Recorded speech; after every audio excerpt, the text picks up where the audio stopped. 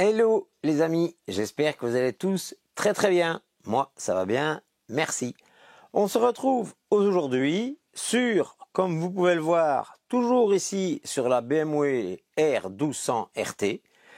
Et vous voyez bien qu'elle n'est pas remontée parce que si vous avez suivi les épisodes, enfin l'épisode précédent, je vous avais dit que je ne la remontais pas car il y avait encore du travail à effectuer dessus. Et le travail effectué sur cette machine, c'est l'installation de deux phares longue portée. Alors, je vais vous montrer ici les différences qu'il y a entre un phare longue portée très courant, que beaucoup de personnes achètent, que l'on trouve sur des sites comme Amazon, comme AliExpress, donc beaucoup de sites communs, et de bons phares, nettement plus chers bien sûr, mais au moins, je vais dire, de qualité. Ceux-là, ils tiennent et au moins, ils éclairent. Donc là, au moins, vous avez la différence. Donc, si vous tombez sur la vidéo par hasard, vous n'hésitez pas, vous abonnez.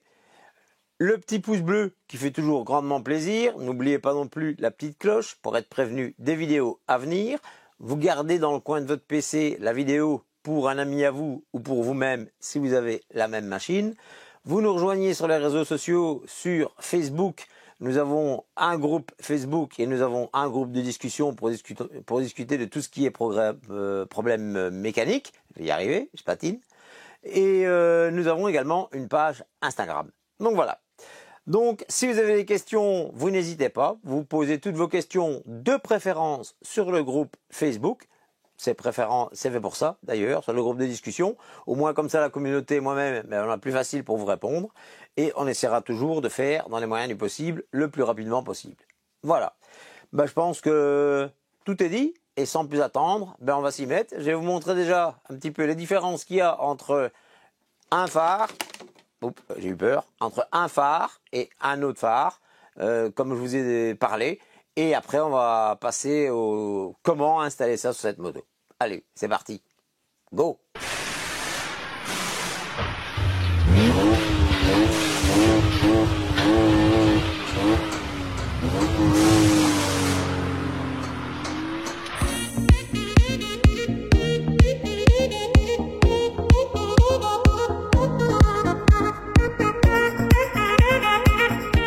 Alors, voilà les amis, le type de phare que tout le monde généralement met plus ou moins et que l'on trouve un peu sur différents sites, style Amazon, AliExpress, patati et patata. Alors, il faut savoir que ces phares-ci, la tôle est tellement fine qu'après un certain temps, regardez d'ailleurs la preuve ici, vous avez les boulons qui foutent le camp.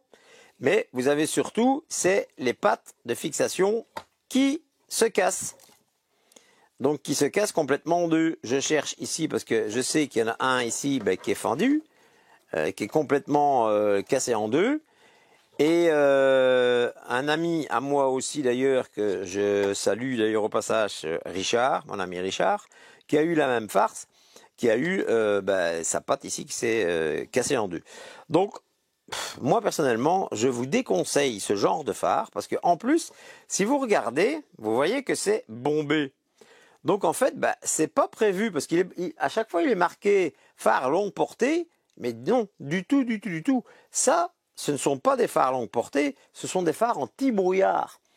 Donc c'est pas avec ce genre de phare que vous allez monter sur votre moto que vous allez voir plus loin. Absolument pas. Donc du tout. Donc de 1. Vous n'allez pas améliorer votre vision de nuit, je vais dire quand vous allez mettre vos longs phares, hein. Donc ça changera rien du tout. Et de 2, franchement, c'est pas solide du tout. Bon, c'est pas cher, d'accord, mais c'est pas solide du tout, ça ne tient pas. Par contre, avec quoi on va travailler? Avec ça. Voilà. Là, on est sur de l'aluminium avec des LED à l'intérieur. Ce que vous pouvez voir, il n'y a pas de bombage. Donc là, on est bien sur la longue portée. On possède ici des refroidisseurs. On est complet dans toute la matière. Donc tout est moulé complètement dedans. Et les pattes, il n'y a pas photo. Si vous prenez les pattes de fixation par rapport aux autres, vous voyez quand même bien qu'il y a une méchante différence de... d'épaisseur, hein. Donc ça, voilà. Alors, on se retrouve avec des connecteurs qui sont des connecteurs, même parfois d'origine, sur certains véhicules, avec des joints d'étanchéité. Donc là, on est quand même avec quelque chose de pas mal. On a tout un kit de visserie qui est fourni avec, ici, donc pour permettre de les fixer sur le véhicule. Hein. Et on a également, ici, ben ça c'est à part, hein, donc ça c'est vous qui choisissez si vous le prenez ou pas, mais on a tout un kit de câblage. Donc en fait, vous avez un switch de commande, vous avez un relais de commande, vous avez un fusible, mais je vais vous montrer, un fusible positif, vous avez les phares. Alors, ces phares-ci, si vous regardez bien, normalement, il y a 3 positions, je pense, sans dire de bêtises. Je pense que l'on sait les faire aller fixes, blancs, clignotants, pour les faire stroboscopiques. Je me demande si on ne sait pas les faire aller jaunes, et puis, ben, bien sûr, éteints. Donc, je n'en suis pas plus sûr que ça, parce que je ne sais pas exactement quel modèle on a pris, mais on va regarder un peu à ça. Alors, ce que je vais vous montrer ici, ben, c'est déjà que ici on est déjà un peu fixé. Donc on est du côté où il y a le lecteur CD, et vous voyez ici, voilà, le petit relais, il est déjà fixé ici, puisque lui, il m'avait déjà mis un système ici avec une masse, parce qu'il a une petite sirène ici, voilà. Ici, vous avez un petit système électronique qui, à mon avis, et c'est lui qui fait le switch entre clignotement ou fixe, patati patata. Vous avez tout un système de gaines de câblage, et vous pouvez voir que vous en avez largement. Regardez, si je le prends et que je vais avec, ben, me voilà ici à l'arrière de la moto. Hein. Donc vous avez largement de quoi faire pour allumer et éteindre votre moto. Donc c'est livré, c'est en aluminium, hein, c'est pas du plastique, hein, c'est de l'alu, hein, je vous le dis tout de suite. Hein. Donc ça, vous pouvez refixer ça sur votre tableau de bord si vous voulez. Mais lui avait déjà installé ici des interrupteurs. Donc on va récupérer ces interrupteurs-là, on va simplement remettre le câble dessus. Tous les câbles, vous pouvez voir, il y a à chaque fois des connecteurs qui sont livrés avec, ici, voilà. Ces câbles-ci, ne regardez pas, ça faisait partie d'autres choses, donc ça je pense que je vais sûrement éliminer, donc ça n'en tenez pas compte. Et alors, ce qu'il faut faire, c'est que vous avez 2 câbles, un qu'il faut faire aller par là, où on passe en dessous du thé, de fourche et tout ça, et un qu'on fait arriver, non qui n'est pas ici, voilà, qu'on fait arriver ici, et celui-là, voilà, c'est un des câbles de liaison pour le feu de droite. De l'autre côté, vous avez la même chose. Donc, si je le retrouve, je ne sais pas où est-ce que je l'ai mis. Attendez, parce qu'il y a cette partie ici qui est tombée tantôt. Petite partie plastique. Voilà. Normalement, il est là. Voilà, il est ici. Voilà, parce qu'il est un peu plus long. Donc, vous avez cette partie ici, pour ce côté-ci. Mais vous inquiétez pas, de toute façon, ici, là, il y a 20 ou 30 cm de moule, donc il y a largement suffisance. Et ce qui est surtout important et que beaucoup de personnes ne font pas, c'est que vous avez une alimentation avec un fusible. Voilà. Bon, ici, de la manière où moi je l'ai mis, vous voyez bien que je suis un peu court pour aller à la batterie, mais c'est pas un souci. Moi, je vais couper ici et je vais mettre une rallonge de câble de même diamètre que je vais venir relier à la batterie. Et je vais venir mettre ça ici avec un colson. Comme ça, il pourra avoir son fusible juste ici, derrière le système. Maintenant, ce que vous pouvez faire aussi, si vous voulez la facilité, vous coupez juste devant ici, vous faites votre accord juste ici, et votre porte-fusible, vous venez l'amener de ce côté-ci. Comme ça, si jamais vous avez le fusible qui pète, vous savez changer ici. Bon, à la rigueur, c'est peut-être même ce que je vais faire, comme ça, il aura le porte-fusible ici, il aura plus facile à changer le fusible si jamais ça pète. Donc voilà. Donc voilà, vous voyez que c'est de qualité. Vous avez vraiment un câblage de qualité, avec un relais aussi, parce que beaucoup de personnes viennent brancher généralement sur le câblage existant, mais le câblage existant de la moto, lui, il a déjà son fusible existant, avec le diamètre de fil qui est calculé par rapport à l'intensité des phares. Mais vous en rajoutez encore. Et donc ça, c'est pas très bon. Tandis qu'ici, voilà, on a tout un système en plus, en supplément, avec une alimentation supplémentaire indépendante pour tout le système. Donc maintenant, qu'est-ce qu'on va faire? Eh bien, on va fixer les phares sur les pare-chutes ici, de chaque côté. On va les raccorder. On va mettre des colsons pour que ce soit un peu plus beau. Et après, on va s'occuper de la partie électrique de l'autre côté pour venir faire son alimentation.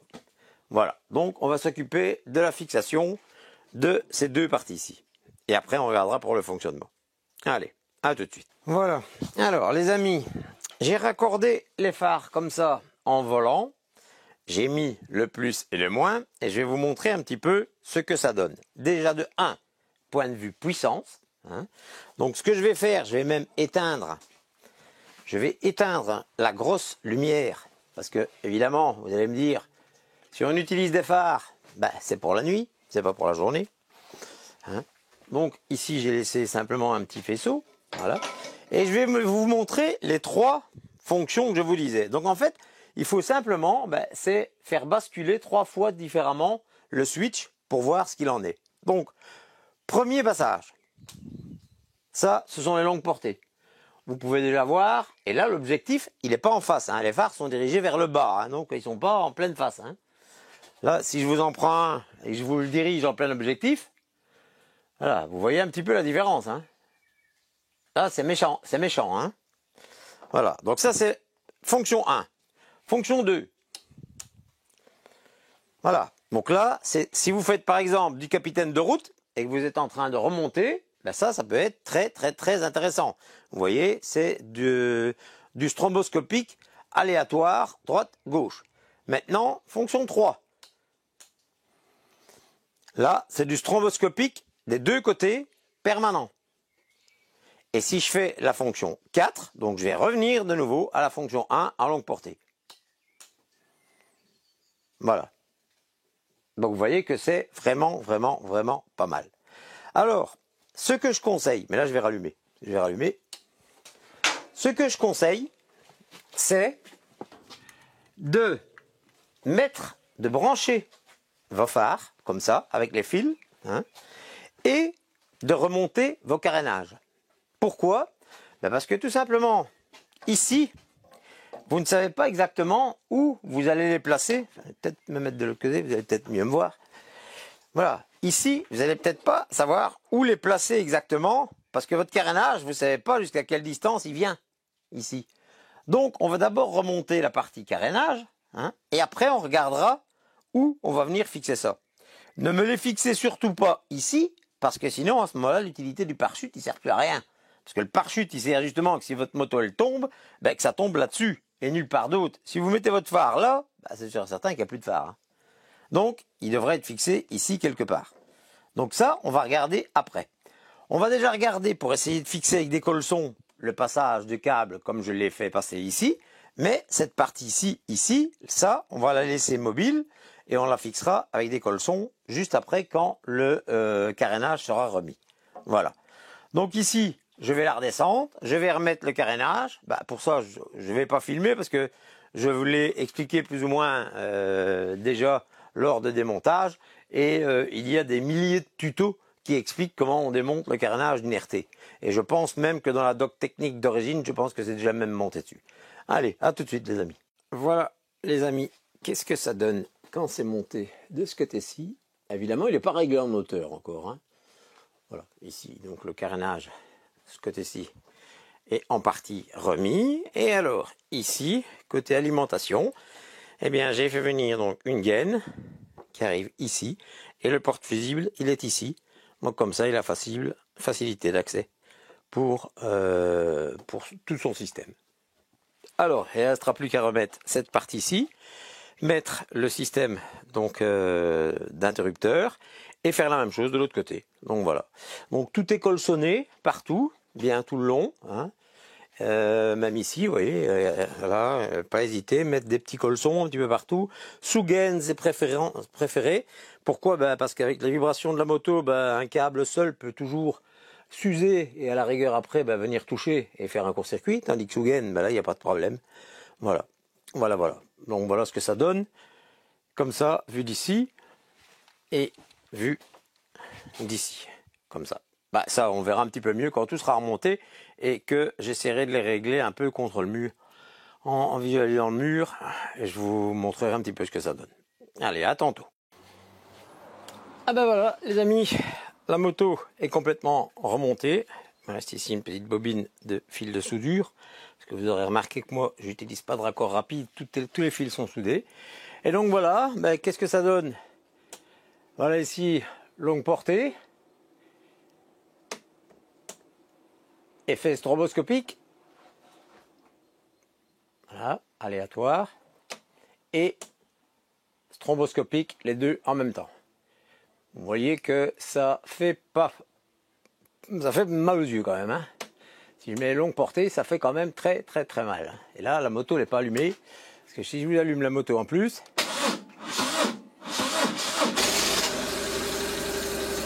là, comme ceci, là, je peux vous jurer que s'il ne voit pas clair pendant la nuit, il ne verra plus jamais clair avec ça. Hein. Ah, ça c'est certain. Ça, voilà.